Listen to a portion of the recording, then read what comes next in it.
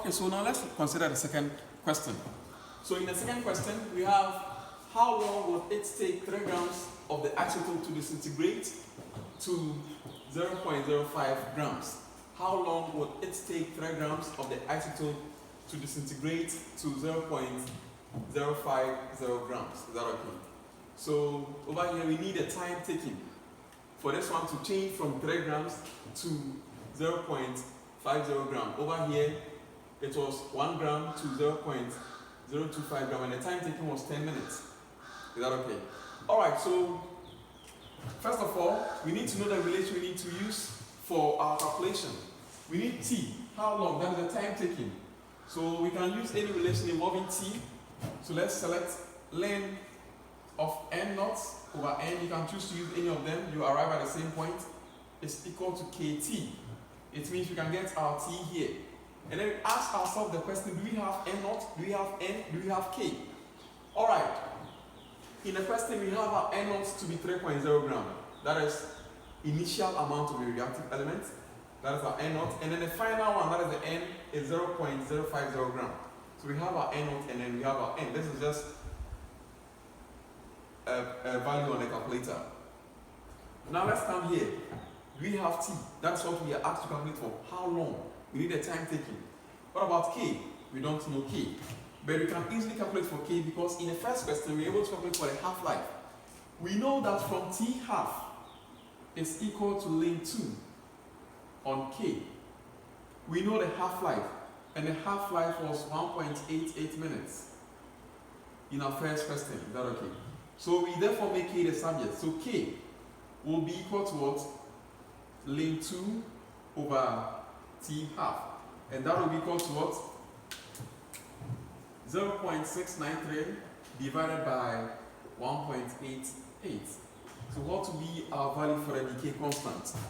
So we have 0.693 divided by 1.88.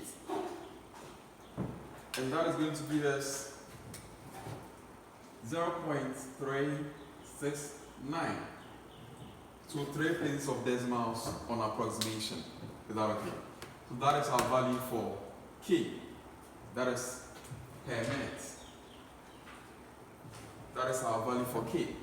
So once we get our value for K, we can then substitute in the values here to calculate for our T. Is that okay? Alright, so we have ln of n naught on n is equal to kt. So we are going to get ln of what is our n naught? Our n naught here is what? 3 divided by our n. 0.050. Or is equal to what is K? K is 0.369 times our T. Is that okay? So we can punch this value on our calculator. So we have ln with a fraction with numerator 3 and then denominator 0.050. And then we close our brackets. So we have 4.094 to 3 places of decimal on approximation is equal to 0.369 T. Is that okay? Alright, now we have a linear equation here. So we have 4.094 is equal to 0.369 T. We need to make T the subject. What do? We divide both sides by 0.369. We divide through by 0.369. This one will eliminate this so that our T will then be equal to 4.094 divided by 0.369. And that is 11.09 on approximation. 11.09 minutes on approximation. And that is our value for T. Is that okay? And that is our value for T. So in a question we ask to calculate for T, but we can use this relation in a T calculation. But first of all, we need to get a value for K. And how do we get a value for K? Because we've calculated for the half-life in A, we can just apply the half-life relation. That is T half is equal to ln 2 on k, and just make k the subject. And once we get a value for k, we then do substitution and make t the subject to get a value for t. And our t here is 11.09 minutes. And that is the second answer as well. Are we good? Alright. Now let's look at the third question. Now let's consider the third question.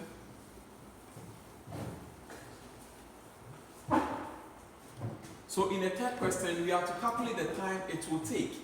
Calculate the time it will take for 3.76 by 10 exponent 23 atoms of an isotope to disintegrate to a point at which 4.92 by 10 raised to the power 22 atoms of the isotope remain. So practically it means that this is our initial amount, that is the N naught, and then this one becomes our final amount, that is the N. And we are asked to calculate the time it will take for this disintegration to take place. The half-life. So I think the half-life of the isotope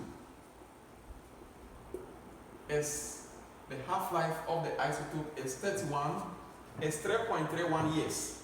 The half-life is 3.31 years. Is that okay? So that is the question. Again, we are asking the time t. So we can still use the third relation. We have length of n naught over n. Length of n naught over n is equal to kt. So we need t. How do we get t? Do we have n naught? Yes, we have n naught here. Do we have n? We have n here. Do we have k? K value is not given. Do we have t? We don't know t. We are asked to calculate for t. Is that okay? So how do we do? But we are given the half-life. So t half was given as 3.31.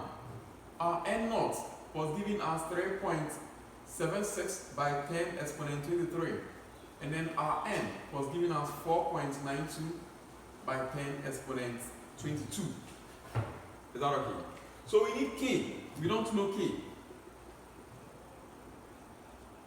How do we get k? It takes us to the relation t half is equal to 0.693 or ln 2 on k. So making k the subject here, you can get k to be equal to ln 2 on t half. Is that okay? Are you following? Alright, so it means that our k can then be calculated as ln 2 divided by what is the half-life? 3.31 years. That is 3.31. So we can then punch it on our calculator to get our answer. So we have ln 2 divided by 3.31. And that is, our value for k is equal to 0.209. 0.209 on 3 places of decimal approximation. So now we know our k, we know our n naught, and also we know our n. We just do substitution and then we get the value for t. Is that okay? So we then continue here. We have ln of n naught. N naught is given as 3.76 by 10 raised to the power 23 divided by our n. Our n is given as 4.92 by 10 raised to the power 22. Brackets closed is equal to k. The k is 0.209 times our t. Is that okay?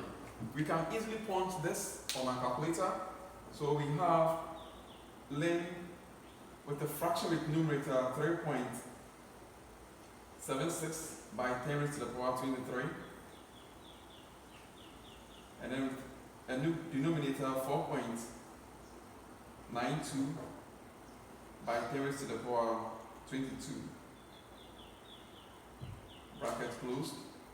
We have 2.034 on 3 decimal places approximation is equal to 0.209 t. Again, we have a simple linear equation.